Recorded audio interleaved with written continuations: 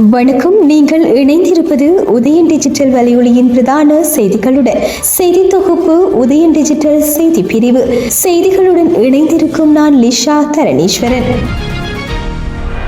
யாழ்ப்பாணம் ஆவரங்கால் பகுதியில் நேற்று மாடுகளை மேய்ச்சலுக்காக கூட்டி சென்ற வேளையில் மோட்டார் சைக்கிள் மோதியதில் படுகாயம் அடைந்த நபர் சிகிச்சை பலனின்றி யாழ் போதனா மருத்துவமனையில் உயிரிழந்துள்ளார். விபத்தில் 2 பிள்ளைகளின் தந்தையான 32 வயதுடைய உதயநாதன் விதுசன் என்பவரே உயிரிழந்துள்ளார். விபத்து தொடர்பில் தெரிய வருவதாவது, யாழ்ப்பாணத்தில் இருந்து பருத்தித்துறை நோக்கி சென்ற மோட்டார் சைக்கிள் ஆவரங்கால் பகுதியில் மாடுகளை மேய்ச்சலுக்காக கூட்டி சென்ற இளைஞன் மீது மோதி விபத்தினை ஏற்படுத்தியுள்ளது. இந்த சம்பவத்தில் நடந்து சென்றவர் பலத்த காயங்களுக்கு உள்ளாகி கை கால் முறிவடைந்த நிலையிலும் மோட்டார் சைக்கிள் செலுத்தி சென்றவர் தலையில் பலத்த காயங்களுக்கு உள்ளான நிலையில் இருவரும் வீதியால் சென்றவர்களினால் மீட்கப்பட்டு அச்சுவேலி பிரதேச மருத்துவமனையில் சேர்க்கப்பட்டு பின்னர் மேலதிக சிகிச்சைக்காக யாழ்ப்பாணம் போதனா மருத்துவமனைக்கு மாற்றப்பட்டனர். குறித்த சம்பவத்தில் அச்சுவேலி தெற்கு பகுதியை சேர்ந்த மாடுகளை கூட்டி சென்ற 32 வயதான இளைஞனும் தனியார் காப்பீடு நிறுவனம் ஒன்றில் பணியாற்றும் நெல்லியடி கரவட்டி பகுதியை சேர்ந்த 23 வயதான இளைஞரான மோட்டார் சைக்கிள் ஓட்டுநருமே பலத்த காயங்களுக்கு உள்ளாகினர். மோட்டார் சைக்கிள் செலுத்தினரின் அதிக வேகமே இந்த விபத்துக்கு காரணம் என தெரிய வந்துள்ளது.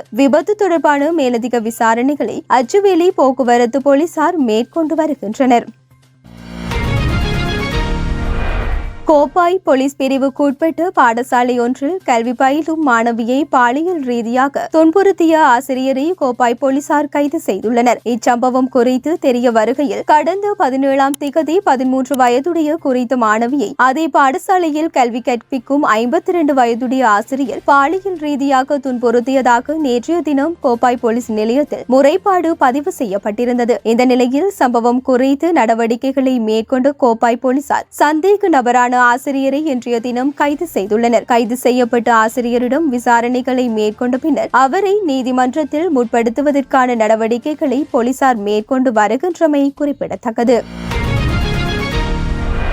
இந்த ஆண்டின் முதல் 3 வாரங்களில் நாட்டில் 3649 டெங்கு நோயாளிகள் பதிவாகியுள்ளதாக தேசிய டெங்கு கட்டுப்பாட்டு பிரிவு தெரிவித்துள்ளது. இந்த ஆண்டின் முதல் 3 வாரங்களில் 2 டெங்கு மரணங்களும் பதிவாகியுள்ளதுடன் மேல் மாகாணத்தில் 1576 என்ற அடிப்படையில் அதிக எண்ணிக்கையிலான நோயாளர்கள் பதிவாகியுள்ளனர். கொழும்பு மாவட்டத்தில் இருந்து 491 நோயாளர்களும், கம்பகா மாவட்டத்தில் இருந்து 558 நோயாளர்களும், களுத்துறை மாவட்டத்தில் இருந்து 95 நோயாளர்களும் பதிவாகியுள்ளதாக தெரிவிக்கப்பட்டுள்ளது. நாடு முழுவதும் டெங்கு நோய் பரவக்கூடிய அதிக ஆபத்துள்ள சுகாதார மருத்துவ அதிகார பிரிவுகள் 22 அடையாளம் காணப்பட்டுள்ளதாக தேசிய டெங்கு கட்டுப்பாட்டு பிரிவு தெரிவித்துள்ளது.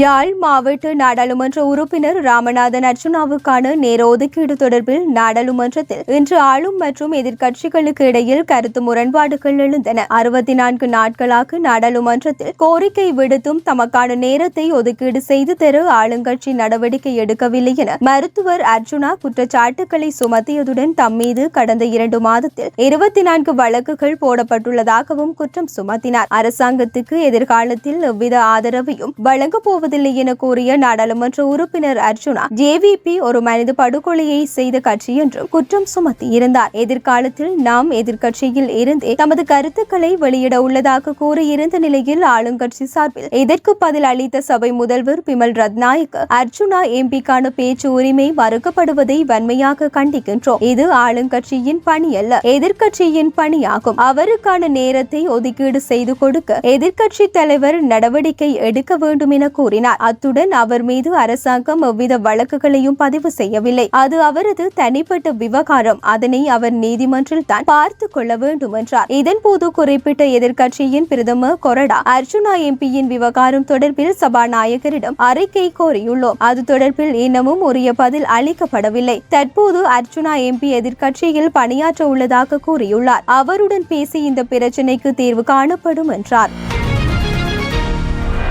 கிளிநொச்சி திருவையாறு பிரதேசத்தை சேர்ந்த இரு பிள்ளைகளின் தாயாரான 32 வயது பெண்ணொருவர் கொழும்பு மருதானை போலீஸ் நிலையத்தில் தடுப்பு காவலில் இருந்தபோது மரணித்துள்ள சம்பவம் தொடர்பில் சந்தேகங்கள் எழுந்துள்ளதுடன் போலீஸ் நிலையத்தில் எவ்வாறு குறைத்த பெண் தற்கொலை செய்து கொள்வார் என தமிழரசு கட்சியின் நாடாளுமன்ற உறுப்பினர் சிவஞானம் ஸ்ரீதரன் இன்று நாடாளுமன்றத்தில் அரசாங்கத்திடம் கேள்வி எழுப்பினார். இந்த விடயம் படுகொலையா என்ற சந்தேகங்கள் எழுந்துள்ளதால் சம்பவம் தொடர்பில் உடனடியாக விசாரணைகள் மேற்கொள்ளப்பட்டு உண்மையை வெளிப்படுத்த வேண்டும் என்றும் அவர் அரசாங்கத்திடம் கோரிக்கை விடுத்தார். ஆளும் தரப்பில் இதற்கு பதில் அளித்து பொது பாதுகாப்பு அமைச்சர் ஆனந்த விஜயபால இந்த சம்பவம் தொடர்பில் அரசாங்கம் கவனம் செலுத்தியுள்ளதாகவும் இன்றைய தினத்துக்குள் சம்பவம் தொடர்பில் விசாரணைகள் மேற்கொண்டு அறிக்கையை சமர்ப்பிப்பதாகவும் தெரிவித்தார்.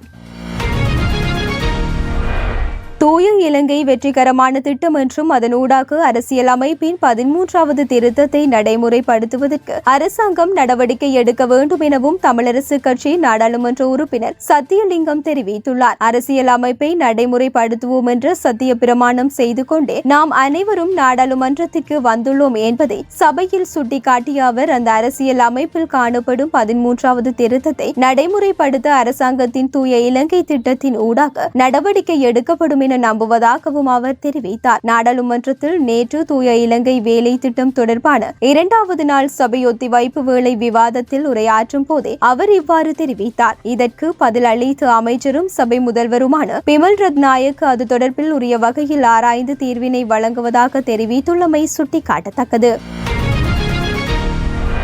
2024 ஆண்டுக்கான புலமை பரிசில் பரீட்சை பெறுபவர்கள் விரைவில் வெளியாகும் என எதிர்பார்க்கப்படுவதாக பிரதமர் கலாநிதி கருணி அமரசூரிய தெரிவித்துள்ளார். நாடாளுமன்றில் இன்று கேட்கப்பட்ட கேள்விக்கு பதில் அளிக்கும் போதே பிரதமரும் கல்வி உயர்கல்வி மற்றும் தொழிற்கல்வி அமைச்சருமான கருணி அமரசூரிய இவ்வாறு தெரிவித்தார். புலமை பரிசில் பரீட்சையுடன் ஏற்பட்ட நெருக்கடியினால் பெறுபவர்களை மதிப்பிடுவதை இடைநிறுத்தி நீதிமன்றம் வழங்கிய உத்தரவு காரணமாக பெறுபவர்களை வெளியிடுவதில் தாமதம் ஏற்பட்டுள்ளதாகவும் அவர் இதன் போது சுட்டிக்காட்டினார். இத்துடன் உதயம் டிஜிட்டல் வலையொலியின் இரவு நேர பிரதான செய்திகள் நிறைவடைகின்றன. தொடர்ந்தும் நாளை காலை நேர பிரதான செய்திகளுடன் இணைந்திருங்கள். வணக்கம்.